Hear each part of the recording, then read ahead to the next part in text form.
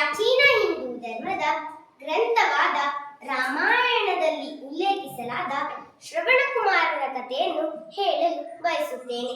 ಶ್ರವಣಕುಮಾರ ಶಾಂತ ಮತ್ತು ಜ್ಞಾನವತೆಯ ಮಗನಾಗಿದ್ದನು. ಸರಿಯು ನದಿಯ ಪಕ್ಕದಲ್ಲಿ ಶಕ್ತಿಶಾಲಿ ಕೋಸಲ ರಾಜ್ಯವು ಸ್ಥಾಪಿಸಲ್ಪಟ್ಟಿತ್ತು. ಅಯೋಧ್ಯೆಯು ಕೋಸಲದ ರಾಜಧಾನಿಯಾಗಿತ್ತು. ರಾಜ ದಶರಥ ರಾಜ್ಯವಾಡುತ್ತಿದ್ದ. ರಾಜ ದಶರಥ ತುಂಬಾ ಬುದ್ಧಿವಂತ ಮತ್ತು ಶಕ್ತಿಶಾಲಿ ದೊರೆಯಾಗಿದ್ದನು. ಸರಿಯು ನದಿಯ ಪಕ್ಕದಲ್ಲಿ ಒಂದು ಘೋರ ಅರಣ್ಯವಿತ್ತು. ಆ ಅರಣ್ಯದಲ್ಲಿ ಸಿಂಹವಿತ್ತು, ಹುಲಿ ಇತ್ತು ಮತ್ತು ಮೊಲಗಳಂತಹ ಅನೇಕ ಪ್ರಾಣಿಗಳು ವಾಸವಾಗಿದ್ದವು. ಆ ಕಾಡಿಗೆ ರಾಜ ದಶರಥ ಬೇಟೆ ಆಡಲು ಬರುತ್ತಿದ್ದರು. ರಾಜ ದಶರಥರಿಗೆ ಬೇಟೆ ಆಡುವ ಹವ್ಯಾಸವಿತ್ತು.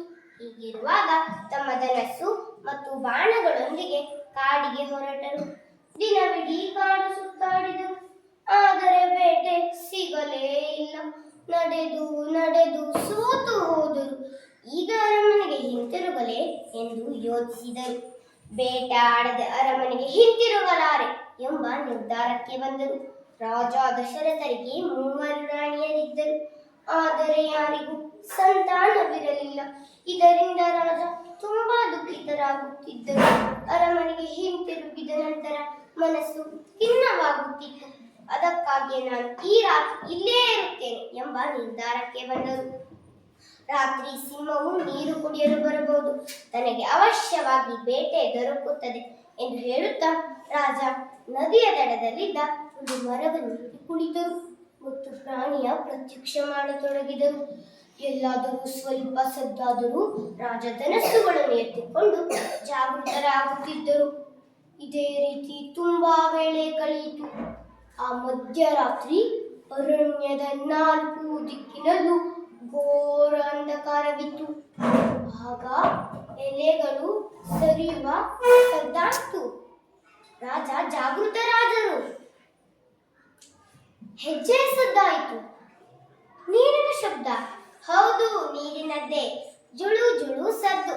ಅವಶ್ಯವಾಗಿ ಯಾವುದೋ ಪ್ರಾಣಿ ನೀರು ಕುಡಿಯಲು ಬಂದಿರಬಹುದು ಎಂದು ಹೇಳುತ್ತಾ ರಾಜ ಧನಸ್ಸಿಗೆ ಬಾಣವನ್ನು ಜೋಡಿಸಿ ಸದ್ದಾದ ದಿಕ್ಕಿಗೆ ಜೋರಾಗಿ ಬಾಣ ಬಿಟ್ಟರು. ಆಗ ಅಯ್ಯೋ ಅಯ್ಯೋ ಅಮ್ಮ ಅಮ್ಮ ಸತ್ತೆ ಸತ್ತೆ ಎಂಬ ಚೀರುಧ್ವನಿ ಕೇಳಿಸಿತು. ರಾಜರಿಗೆ ಚೀರುಧ್ವನಿ ಸರಿಯಾಗಿ ಕೇಳಿಸಿತು. ಅಯ್ಯೋ, ಇದು ಯಾವುದೋ ಮನುಷ್ಯನ ಧ್ವನಿಯಾಗಿದೆಯಲ್ಲ ಎಂದು ಹೇಳುತ್ತಾ ರಾಜರು ಕೂಡಲೇ ಮರದಿಂದ ಕೆಳಗೆ ಇಳಿದು ಬಂದು ನೋಡುವಾಗ ಅಲ್ಲಿ 15-16 ವರ್ಷದ ತರುಣ ನದಿಯ ದಡದಲ್ಲಿ ಬಿದ್ದಿದ್ದ. ಅವನ ಎದೆಗೆ ಬಾಣ ನಾಟಿತ್ತು. ಅವನ ಎದೆಯಿಂದ ಒಂದೇ ಸಮನೆ ರಕ್ತ ಹರಿಯುತ್ತಿತ್ತು. ಹುಡುಗ ಚಡಪಡಿಸುತ್ತಿದ್ದ, ಜೋರಾಗಿ ಚೀರಾಡುತ್ತಿದ್ದ. ಇದನ್ನು ಕಂಡು ರಾಜರಿಗೂ ತುಂಬಾ ದುಃಖವಾಯಿತು. ಅಯ್ಯೋ ದೇವರೇ, ನಾನು ಪ್ರಾಣಿ ಎಂದು ಭಾವಿಸಿ ಎಸೆದ ಬಾಣ ಈ ಹುಡುಗನಿಗೆ ನಾಟಿತ್ತಲ್ಲ, ಅಯ್ಯೋ ವಿಧಿಯೇ ಎಂದು ಹೇಳುತ್ತಾ ರಾಜರು ಕುಮಾರನ ಸಮೀಪಕ್ಕೆ ಹೋದರು. ವತ್ಸ, ನೀನು ಯಾರು? ನಿನ್ನ ಹೆಸರೇನು? ಶ್ರವಣ ಶ್ರವಣ ಶ್ರವಣ, ಇಷ್ಟು ರಾತ್ರಿಯಲ್ಲಿ ನೀನು ಇಲ್ಲಿಗೇಕೆ ಬಂದೆ? ನನ್ನ ಮಾತಾಪಿತರು ತುಂಬಾ ವೃದ್ಧರು ಮತ್ತು ಕುರುಡರು. ನಾನು ಅವರನ್ನು ಕಾಶಿ ಯಾತ್ರೆಗೆ ಕರೆದೊಯ್ಯುತ್ತಿದ್ದೆ. ಹೆಗಲ ಮೇಲೆ ಹೊತ್ತುಕೊಂಡು ಬರುವಾಗ ಅವರಿಗೆ ತುಂಬಾ ಬಾಯಾರಿಕೆ ಎಂದರು. ಅದಕ್ಕಾಗಿ ನಾನು ಇಲ್ಲಿಗೆ ಬಂದೆ. ನಿನ್ನ ಮಾತಾಪಿತರು ಎಲ್ಲಿದ್ದಾರೆ? ಆ ವೃಕ್ಷದ ಕೆಳಗಿದ್ದಾರೆ. ಅವರಿಗೀಗ ನೀರನ್ನು ಕೊಡಿ, ಅವರು ಬಾಯಾರಿಕೆಯಿಂದ ಬಳಲುತ್ತಿದ್ದಾರೆ.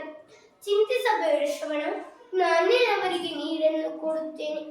ಆದರೆ ನದಿಯ ದಡಕ್ಕೆ ಯಾವುದೋ ಮನುಷ್ಯ ಬಂದಿರುವುದು ನನಗೆ ತಿಳಿಯಲಿಲ್ಲ ಶ್ರವಣ, ನನ್ನನ್ನು ಕ್ಷಮಿಸು ಬಿಡು. ಚಿಂತಿಸಬೇಡಿ, ಮರೆತು ಬಿಡಿ, ನಾನು ಇನ್ನು ಬದುಕುವುದಿಲ್ಲ. ಆದರೆ ನನ್ನ ತರುವಾಯ ನನ್ನ ಮಾತಾಪಿತರನ್ನು ಯಾರು ನೋಡಿಕೊಂಡಾರೋ ಅವರಿಗೀಗ ಯಾರಿದ್ದಾರೆ? ಅಯ್ಯೋ ಅಪ್ಪ ಅಮ್ಮ, ನನ್ನನ್ನು ಕ್ಷಮಿಸಿ ಎಂದು ಹೇಳುತ್ತಾ ಆ ಬಾಲಕ ಅಲ್ಲಿ ಪ್ರಾಣ ತ್ಯಾಗ ಮಾಡಿದರು. ರಾಜ ಧೈರ್ಯವನ್ನು ತಂದುಕೊಂಡು ಕಮಂಡಲವನ್ನು ಹಿಡಿದುಕೊಂಡು ಮಾತಾಪಿತರ ಬಳಿ ಹೋದನು. ನಿಟ್ಟುಸಿರ ಶಬ್ದ ಕೇಳಿ ತಾಯಿ ಎಂದಳು. ಪುತ್ರ, ಇಷ್ಟು ವಿಳಂಬ ಬೇಕಾಯಿತು? ದಣಿವಾಗಿದೆಯಾ ಕಂದ? ನೀರು ಸಿಕ್ಕಿತೋ ಇಲ್ಲವೋ? ರಾಜ ದಶರಥ ಯಾವ ಉತ್ತರವೂ ಕೊಡಲಿಲ್ಲ. ಮತ್ತೆ ತಾಯಿ ಎಂದರು, ಏಕೆ ಮಾತಾಡಲ್ಲ? ನಮ್ಮಲ್ಲಿ ಕೋಪವೇ? ಮತ್ತೆ ಯಾವ ಉತ್ತರವೂ ಇಲ್ಲ. ಮತ್ತೆ ತಂದೆ ಎಂದರು, ನೀನು ಎಲ್ಲಿಯವರೆಗೆ ಮಾತನಾಡುವುದಿಲ್ಲವೋ ನಾವು ಅಲ್ಲಿಯವರೆಗೆ ನೀರನ್ನು ಕುಡಿಯುವುದಿಲ್ಲ. ಆಗ ರಾಜನ ಕಂಠ ಕತ್ಕರವಾಯಿತು. ಮಹಾರಾಜ, ಮಹಾರಾಜ, ನಾನು ನಿಮ್ಮ ಶ್ರವಣನಲ್ಲ, ನಾನು ಅಯೋಧ್ಯೆಯ ರಾಜ ದಶರಥ. ನೀರು ತಂದಿದ್ದೇನೆ, ಕುಡಿಯಿರಿ. ಅಯೋಧ್ಯೆಯ ರಾಜ ದಶರಥ? ಹಾಗಾದರೆ ನಮ್ಮ ಪುತ್ರ ಶ್ರವಣನಲ್ಲಿದ್ದಾನೆ. ತಾಯಿ ಎಂದಳು, ನನ್ನಿಂದ ಅವನಿಗೆ ಬಾಣ ತಗುಲಿತು. ಬಾಣ ತಗುಲಿತು. ಹೌದು, ಅವನೀಗ ಜೀವಂತವಿಲ್ಲ. ಆದರೆ ಅವನು ಕೊನೆಯ ಗಳಿಗೆಯಲ್ಲಿ ನಿಮಗೆ ನೀರನ್ನು ಕೊಡಲು ಹೇಳಿದ್ದಾನೆ. ದಯವಿಟ್ಟು ಕುಡಿಯಿರಿ. ಜೀವಂತವಿಲ್ಲ. ಆಯಾಸಗೊಂಡ ಸೋತ ಮಾತಾಪಿತರ ಮೇಲೆ ದುಃಖದ ಪರ್ವತವೇ ಕುಸಿದು ಬಿದ್ದಂತಾಯಿತು. ಅವರು ಜೇಂಕಾರ ಮಾಡುತ್ತಾ ಹೇಳುತ್ತಾರೆ, ಅಯ್ಯೋ ಶ್ರವಣ, ನಮ್ಮನ್ನೇಕೆ ಬಿಟ್ಟು ಹೋದೆ? ಹೇ ಚಾಂಡಾಳ, ನೀನೇ ಕೊಂದೆ ನನ್ನ ಮಗನನ್ನು. ಯಾಕೆ ಹೀಗೆ ಮಾಡಿದೆ? ನಮ್ಮ ಆಧಾರ ಸ್ತಂಭವನ್ನು ಯಾಕೆ ಕಿತ್ತುಕೊಂಡೆ? ನಿನಗೆ ಧಿಕ್ಕಾರವಿರಲಿ ದುಷ್ಟ, ನಿನಗೆ ಧಿಕ್ಕಾರವಿರಲಿ. ಆದರೆ ನೆನಪಿಡು, ನಾವು ಹೇಗೆ ಪುತ್ರ ಎನ್ನುತ್ತಲೇ ಪ್ರಾಣ ತ್ಯಾಗ ಮಾಡುವೆವು, ಹಾಗೆ ನೀನು ಕೂಡ ನಿನ್ನ ಕೊನೆಯ ಗಳಿಗೆಯಲ್ಲಿ ಪುತ್ರ ವಿಯೋಗದಲ್ಲಿ ಪುತ್ರ ಎನ್ನುತ್ತಲೇ ಪ್ರಾಣ ತ್ಯಾಗ ಮಾಡುವೆವಿ ಎಂದು ಹೇಳುತ್ತಾ ಆ ಮಾತಾಪಿತರು ಅಲ್ಲೇ ಪ್ರಾಣ ತ್ಯಾಗ ಮಾಡಿದರು. ಶಾಪದಿಂದ ತಲ್ಲಣಿಸಿದ ದಶರಥ ಅರಮನೆಗೆ ಹಿಂತಿರುಗಿದನು. ಈ ಕಥೆಯಿಂದ ತಿಳಿದು ಬರುವಂತಹ ನೀತಿ, ಪಾಪ ಕೃತ್ಯಕ್ಕೆ ತಕ್ಕ ಪ್ರಾಯಶ್ಚಿತ್ತ.